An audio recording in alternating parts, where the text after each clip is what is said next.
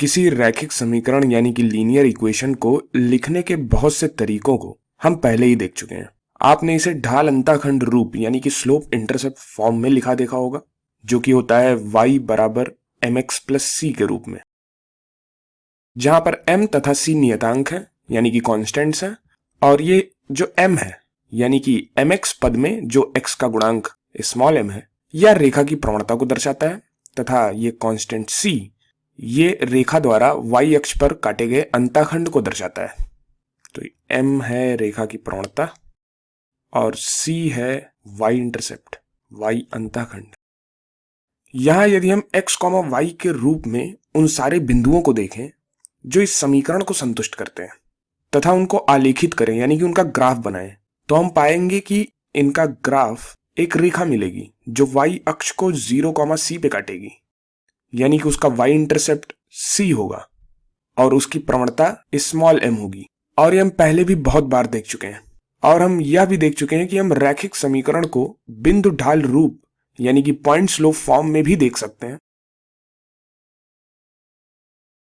यहां पर जो हमने स्लोप इंटरसेप्ट फॉर्म लिखा है तथा ये पॉइंट स्लोप फॉर्म लिखा है, ये एक ही समीकरण को बस लिखने के अलग अलग तरीके हैं। आप चाहें तो समीकरण को एक रूप से दूसरे रूप में बीजगणितीय रूप से बदल भी सकते हैं। तो यदि हम बात करें पॉइंट स्लोप फॉर्म की यानी कि बिंदु ढाल रूप की, यहां यदि आपके पास कोई एक रैखिक समीकरण है तथा इस समीकरण को संतुष्ट करने वाले समस्त बिंदुओं को मिलाने से एक रेखा बनती है, और यदि आप जानते हैं कि उस रेखा की प्रवणता यानी कि ढाल स्मॉल m है,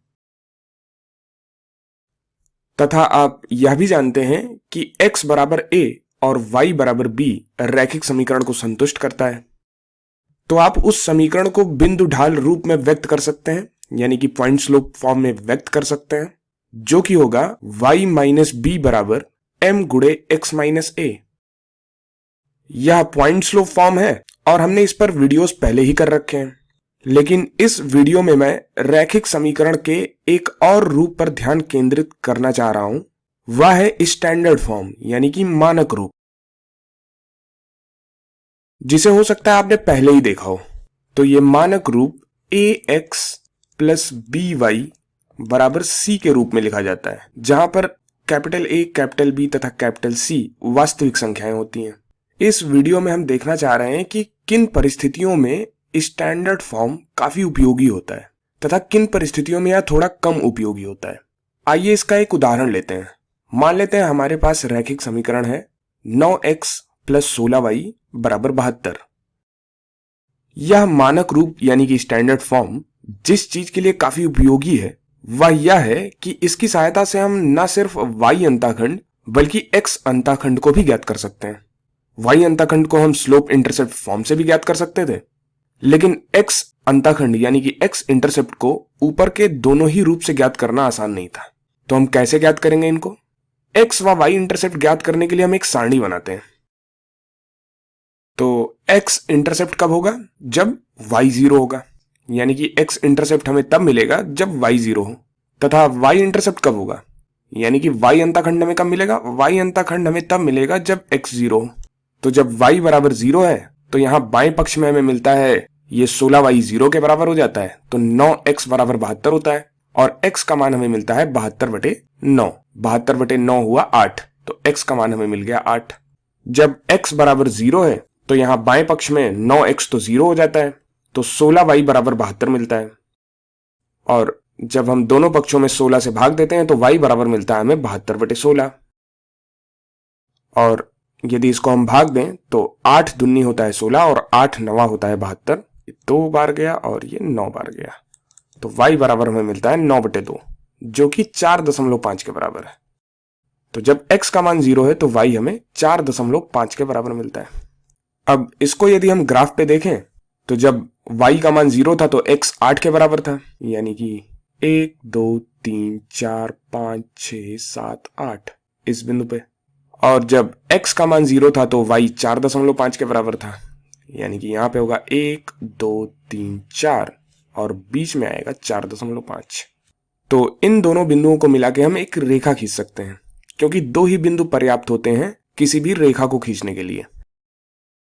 तो ये हमारी रेखा है जिसका ग्राफ हमने बना लिया है और ये एक्स वाई के उन सभी युग्मों को दर्शाती है जो इस समीकरण 9x प्लस 16y बराबर 72 को संतुष्ट करती हैं। तो जैसा कि हमने बात किया था, मानक रूप x इंटरसेप्ट और y इंटरसेप्ट निकालने के लिए काफी उपयोगी है। तो यहां पर आप आसानी से x इंटरसेप्ट यानी कि x अंतःखंड को देख पाते हैं तथा y अंतःखंड को देख पाते हैं। तथा ये मानक रूप जहां पर उपयोगी नहीं है वह है जब हमें रेखा के प्रवणता की गणना करनी हो। यदि हम ऊपर लिखे हुए रेखा के दोनों रूपों को देखें यानी कि स्लोप इंटरसेप्ट फॉर्म तथा पॉइंट स्लोप फॉर्म को देखें तो इन दोनों से रेखा की प्रवणता की गणना करना काफी आसान है, यानी कि रेखा की प्रवणता निकालना इन दोनों ही रूपों से काफी आसान है। लेकिन यदि हमें मानक रूप से रेखा की प्रवणता निकालनी हो तो ये थोड़ा सा ट्रिकी हो जाता है। ट्रिकी इसलिए हो जाता है क्योंकि फिर हम दो बिंदुओं को देखते हैं, जैसे कि 8,0 एक बिंदु है और 0,4.5 एक बिंदु है। इनसे हम प्रवणता की गणना करने की कोशिश करते हैं। तो ये x अंतःखंड 8,0 था, यानी कि x अक्ष पर रेखा बिंदु 8,0 पर काटती थी, तो ये 8,0 बिंदु है। तथा y अंतःखंड 0,4.5 है, यानी कि रेखा y अक्ष को बिंदु 0,4.5 पर काटती है। अब यदि हम 8,0 से प्रारंभ करें तथा बिंदु 0,4.5 पे जाएं, तो 8,0 से प्रारंभ करके हम 0,4.5 पे जाते हैं। तो यहां पर हम देखते हैं x में परिवर्तन कितना हुआ। तो x में परिवर्तन कितना हुआ? यह हुआ 0-8, यानी कि -8 का परिवर्तन हुआ। तो यदि हम delta y by delta x निकाल रहे हैं तो यहां पर डेल्टा x क्या हो गया? डेल्टा x -8 हो गया। और y में परिवर्तन कितना हुआ, यानी कि डेल्टा y कितना हुआ?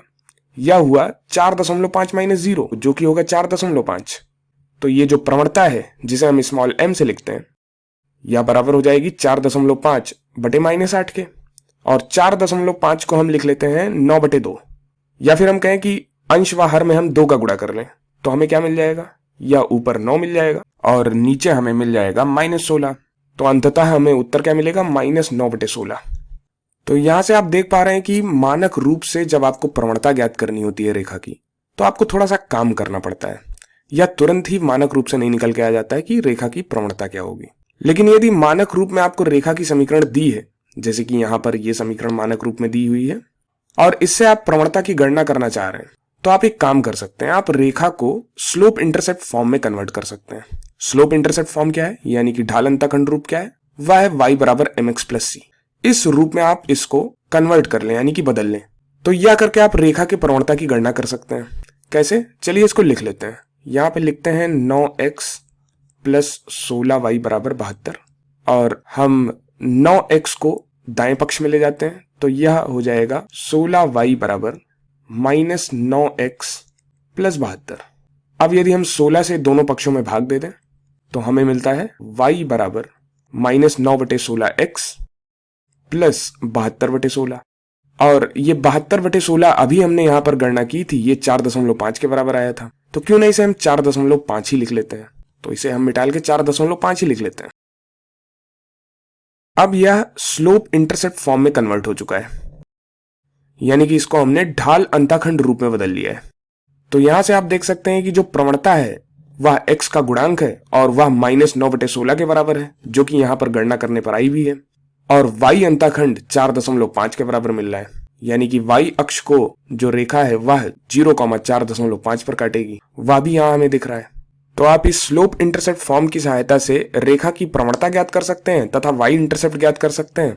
लेकिन x इंटरसेप्ट ज्ञात करना इतना भी आसान नहीं है, उसके लिए आपको थोड़ी सी गणना करने की आवश्यकता पड़ेगी।